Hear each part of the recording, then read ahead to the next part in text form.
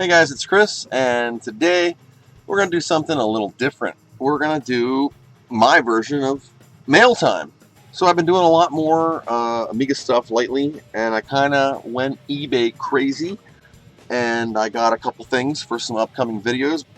So I just figured I would do a Mailtime and an unbox like everybody else does, and got some packages from around the world. I got some from the United Kingdom.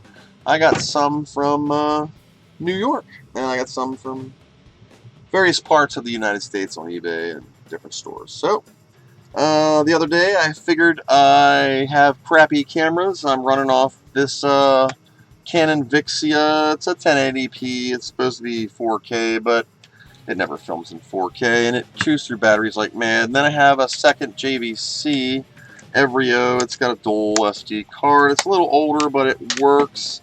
I have this, which is just purchased. The camera I'm filming this on is just a C615 Logitech portable high-definition webcam, 1080p 30. That's what this is filming on right now, and it's okay. It was on sale. It was like $40, and it wasn't meant to be a mainstream camera. It was just kind of meant to be a secondary camera or a view while I'm doing my different videos. So I'm going to put this aside, and I've been doing some videos where I'm showing the Amiga screen, and as you know, the Amiga has a DB9. It's just an RGB connector, but since I have a microwave flicker fixer AGA2000, it gives me the VGA. I just wrote on it because I don't know, so I wouldn't lose or throw this away wondering what it was for. People were asking me, well, if you have VGA, how are you getting it to your computer?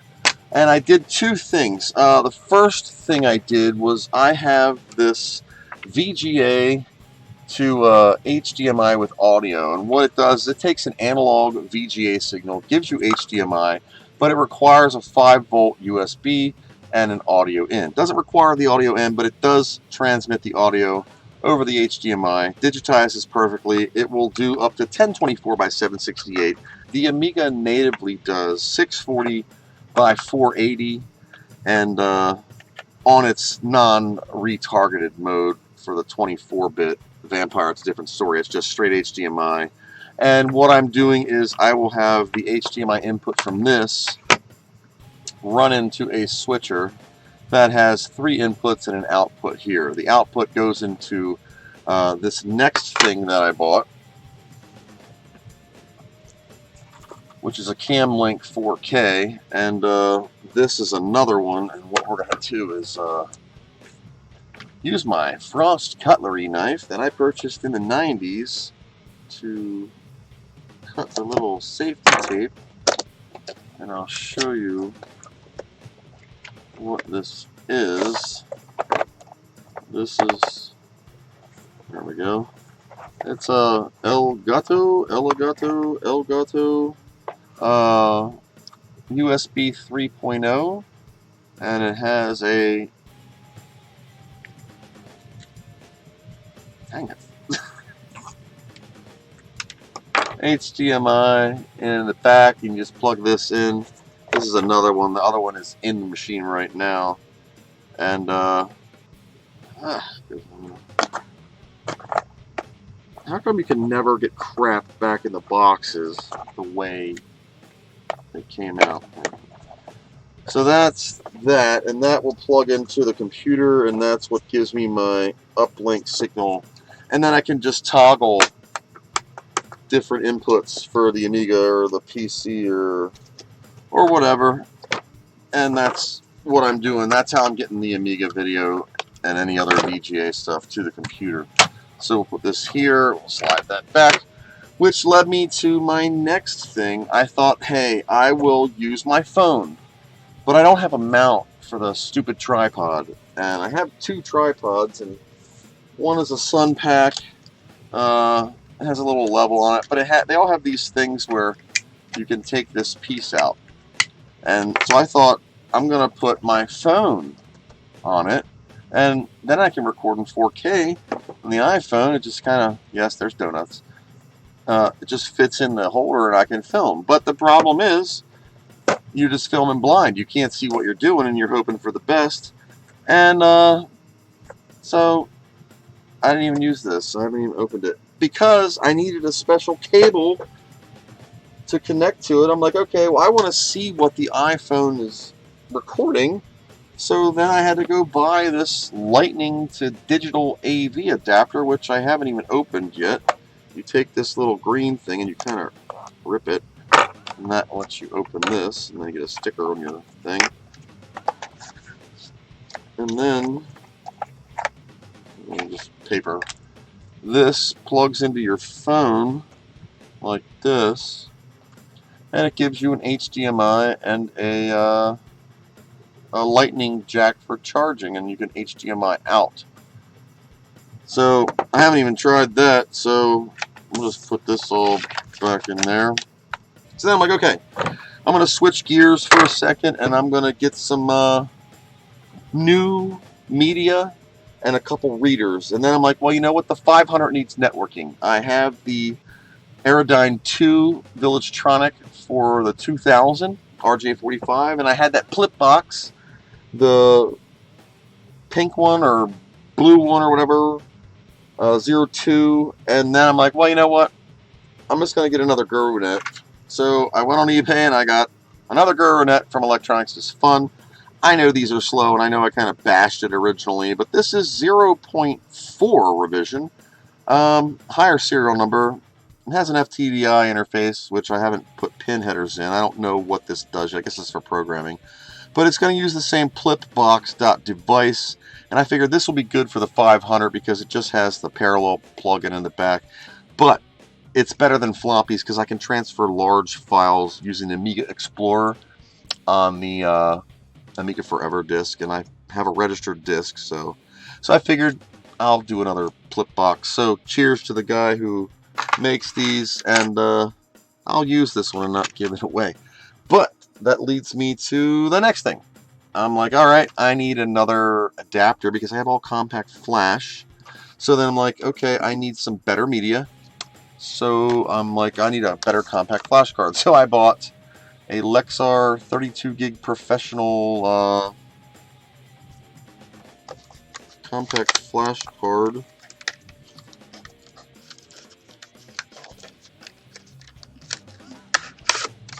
Whoops. That. There you go. I figured that'll be good enough for the Vampire, but then I bought a IDE to SD card reader because I was using all these little medias. I picked these up too. 16, a SanDisk, a PNY, another SanDisk Ultra Plus, another PNY, another SanDisk Ultra Plus, and I was having all these weird issues with the SanDisk. So I got Ultra 2, Ultra Plus 80, Ultra Plus V10 80, PNY High Performance 85, another PNY High Performance 85, and they work, I guess, sort of. Then I'm like, okay, I have the best luck with Lexar media, so I bought another Lexar X1000 to match the 1066 one of the compact flash that I just bought. And then I bought an Extreme SanDisk 32, and then I bought another one, and then I said, oh, well, that ain't working really good. So I bought a 64 gig Centon, and then I have another tiny whatever, and I have this adapter from the past that has micro in it. So put that there. So I went kind of crazy with the cards. The compact flashes were a little bit more expensive. These little SanDisks, they're $5 to $10 at Target, and this was like $3.99. Hey, low gigabyte for me is fine because it works on the Amigas. So we got this thing. I haven't really played with it a lot yet. I had another one similar to that didn't work so well.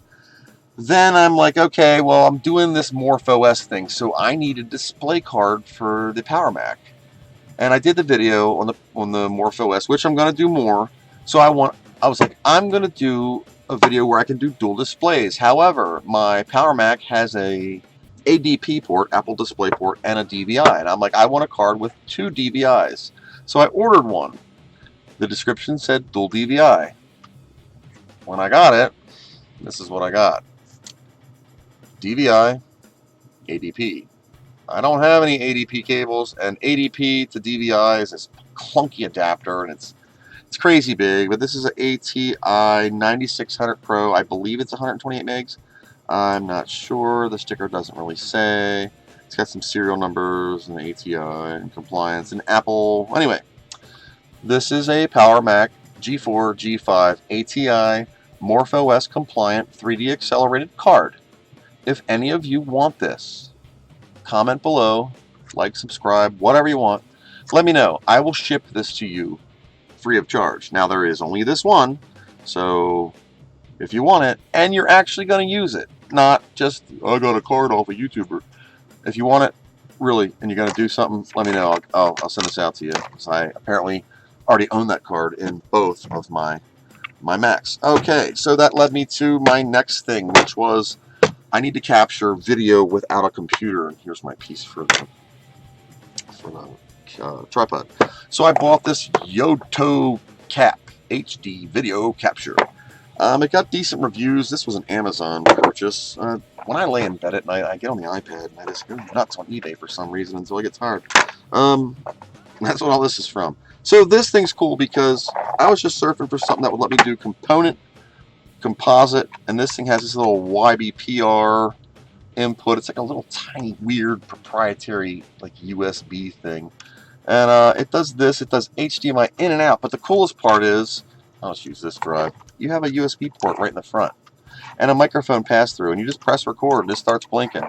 So whatever's coming across this or whatever, you plug your mic in here. I have a lapel mic, like what else? One of these little lapel dudes, and it's $29 at Best Buy, and I just use that.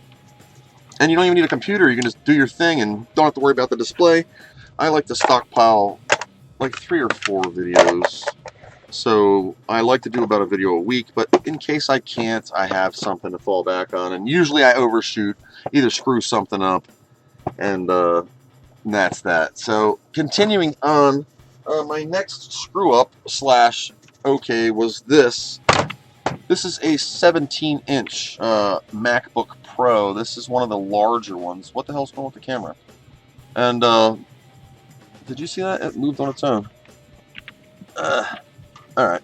So this is the MacBook Pro 17. It has a bad 7771 capacitor. It's a tantalum. Blows out. I've been doing some work on it, and I screwed up and ripped the little cable for the mouse pad, so that's not good. So I'm waiting on that to come in and I can continue, and which leads me to my next thing. Not that one, this one. This came in today. This is for another video we're going to be doing shortly. These are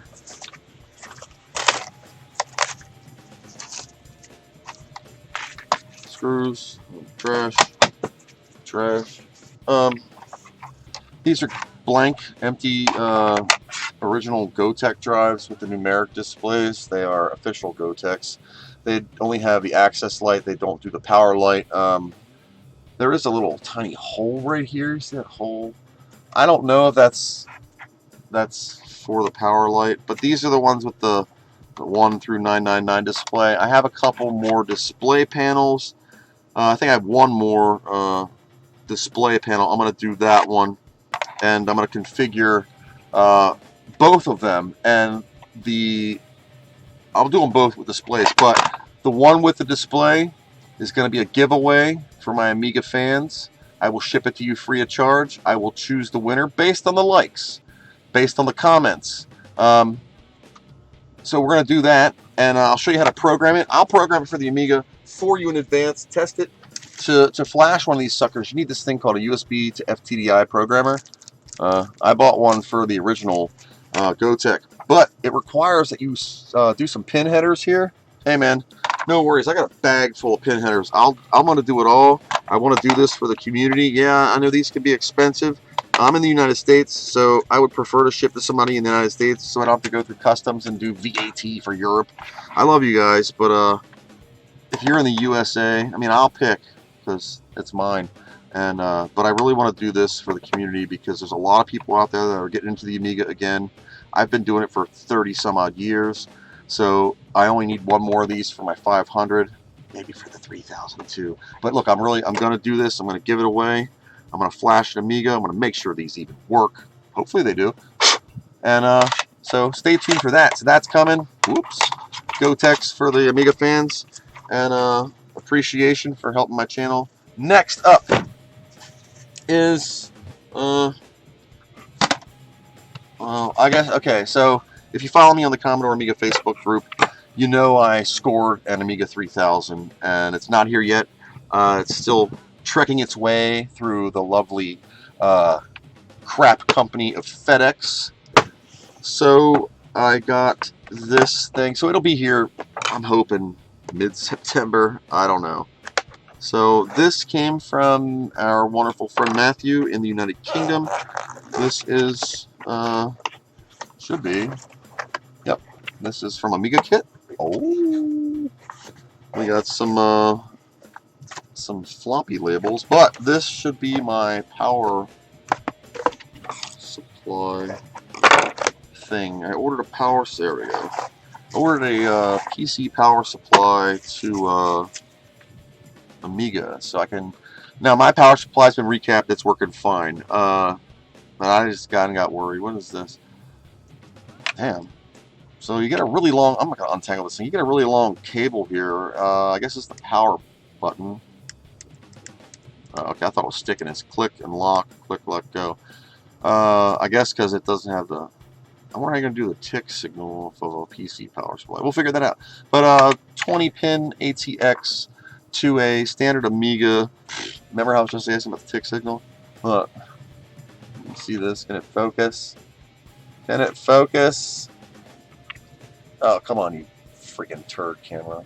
Really long power cable, and I'll just here's a sticker. It says at the motherboard location J300, cover pins 2 and 3 with a jumper to internally generate a tick signal. Thanks, Jay. So that's gonna be that's just in case. So Matthew, Amiga Kit, thanks for having an Amiga store. And how come I can never get these things back in the boxes the way they come out? And check out their website. It's amigakit.com. I'm not sponsored by them, but hey, if you want to sponsor me and send me Amiga stuff, I would gladly take it. Alright, so that's my PC to Amiga power supply. Okay, this one too is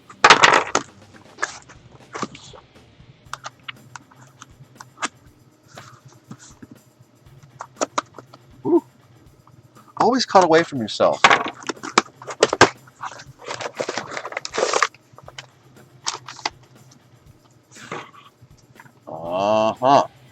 Okay, so here we got Amiga on the Lake, the United States only Amiga dealers in the country. Here, I can't thank you guys enough. So, and Jeff and Aaron are wonderful. They are in upstate New York in Oswego. Literally, it is right on the lake. And if you get a chance, please give them a shout. AmigaOnTheLake.com. Google it, and you get all sorts of cool stuff from them all the time, and they have plenty of Amiga products. So what I ordered was 3 things.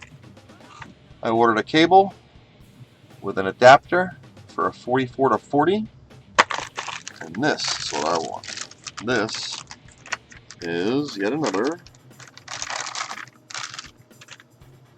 just the right part. Yep.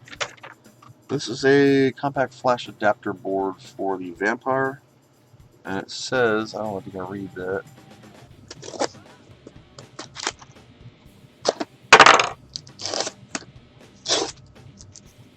My favorite box. So,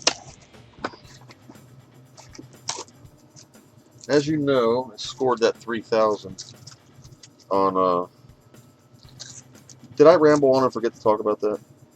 Probably. So I scored an Amiga 3000 off of eBay, United States NTSC dual floppy model with an AMAX 2 board. If you follow me on the Commodore Amiga Facebook group, or even the Amiga.org Facebook group. I don't post there that much because it doesn't have as much activity as the Commodore Amiga Facebook group. Anyway, these, alright, yes, this is it. And I always like Aaron and Jeff because you get is this a sticker? It's a magnet. You get magnets, and I can slap that right on the case with my big 3D printed Amiga one, magnetized. So thank you guys again. This one is, oh, so this, you probably know what it is right now by seeing it in instructions. These are the ROMs for the 3000, and on this one, when I placed this order, I wrote Jeff and Aaron a comment on the delivery instructions, and I said, thank you all. This was $52. I said, thank you all for keeping the Amiga alive in the USA. He said, you're welcome. It's our pleasure and passion, Jeff and Aaron. So listen, check out their website, AmigaOnTheLake.com. They're the only Amiga store in the United States. Support them. So these are the ROMs for the 3000 and 3000T, and yet another set of, these should be the OS installation discs. Yep. So 3.1.4. Okay, so we don't have the update disc. I do have it. And now on your ROMs here, you get a serial number. That's why I'm covering my finger up so you don't steal it. And you can go to Hyperion's website and like register that serial number, and you can never pack crap as well. And you can download the digital ADFs of the software, which leads me to my final Mailtime thing. This is also for my 3000. I know I already have one built in, but I didn't know if it was going to work or not, so I bought this. This is a almost brand new Expansion Systems Data Flyer SCSI interface with a DB25 cable, and it's like in really, really, really nice condition. I mean, the packaging, it's been used. I can tell it's been used, but this card is so clean. You can tell just the reflection. The capacitors, there's only two. There's a 16, I think it's a 220, yeah, 16 220, and like a 4710 or something like that, 4.710 or 1647 UF. Two capacitors. They look great. I don't know what brand they are. I think they're Panasonic. Anyway, it has the 2.1 TT auto boot. It says PAL on here. I don't know. DFS PAL. I don't know what that's for. I do have the IDE version of this, but this is the SCSI, and you get the internal ribbon header, which I don't have. I have a SCSI cable, and this external one that will just go out the back. It's a Zorro 2 card, but here's what sold me on this, and this was not cheap. Anything Amiga is not cheap. It also comes with the Data Flyer RAM. This looks like a printout. And here's something interesting. Here's the Expansion Systems card and the customer service information and hours. And you can see they don't have a website because this was 1993. But look, this is not a Ziploc, and it's not opened, and it still has the original plastic pegs and the 3.7E disc and the registration card and the different models. So that's really something to me, and I find that interesting. So I don't even know if I'm going to use this. If not, I can use it, I guess, in something else down the line, maybe when I acquire an Amiga 1000. I don't know. So that is it for my Mailtime review. I thank you guys for supporting my channel. I thank you guys for liking and watching my videos, and I thank you for letting me be a part of the wonderful Amiga community. A lot of fighting going on, but you know, that's always been that way. So check out my other videos. Keep an eye on this channel, and you can win yourself a Gotek. And if you want, there's always a G5 card for MorphOS. So that's it, guys. Thanks for watching. Like, subscribe, comment. Until next time.